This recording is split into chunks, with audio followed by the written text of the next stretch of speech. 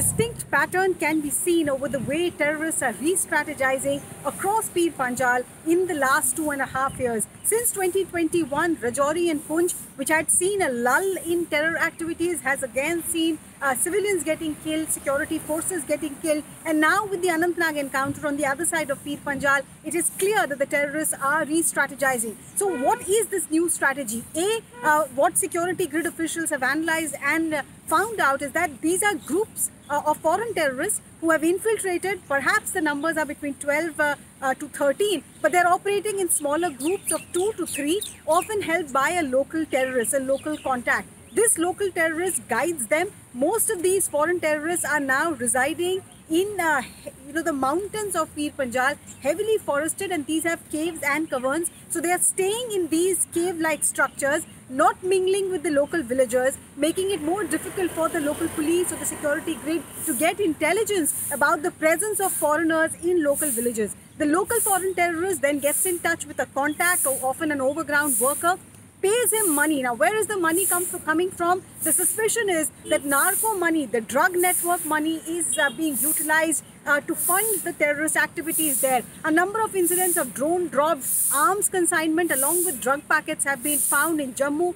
and in Punjab. So the suspicion is that part payment of the OGW is coming from the narco networks. The third problem that the grid is facing is complete mobile silence. Earlier, usage of mobile phones, usage of local SIM cards was tracked down by the police, by the intelligence network, but now something called YSMS is being utilized. Now, this is a new technology where you do not rely on a SIM card. You simply hook up your smartphones using very high frequency with specialized radio sets and use it for communication. The other strategy being used is utilizing voice notes. Voice notes over secured encrypted networks have been sent by handlers from Pakistan to these foreign terrorists, and they're then utilizing it to move around. GPS, sat phones, it seems they have done away with usage of all of this. They are relying completely on humans, either local terrorists or overground workers, to guide them through these forested paths. And they are heavily fortified as well.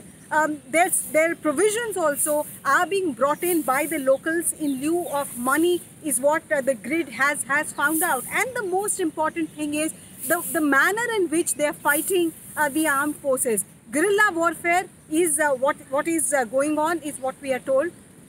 Guerrilla warfare means that you don't really declare your presence. You ambush the security forces. Mostly so far, our security grid, our Indian Army officials, paramilitary Special Operations Group of Jammu and Kashmir Police, they have taken on the terrorists in the last decade or so, either in residential areas of Valley of South Kashmir or North Kashmir, or at the most in apple orchards or similar areas. But now in these heavily forested areas of Pir Panjal, it seems re-strategizing is needed.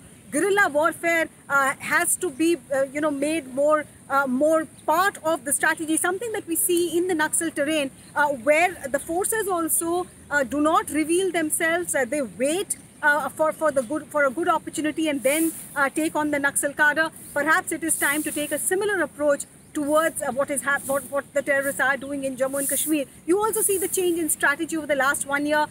In Anantnag, this has happened. This operation has happened after a brief lull. We were earlier seeing targeted killing using small arms, but now this is the first big operation that is underway in Anantnag. So the security grid is also analyzing and figuring out as to what best is the way to take on this group, which most likely has infiltrated and stayed on in Jammu and Kashmir and operating on both sides of Pir Panjal for over a year and a half now.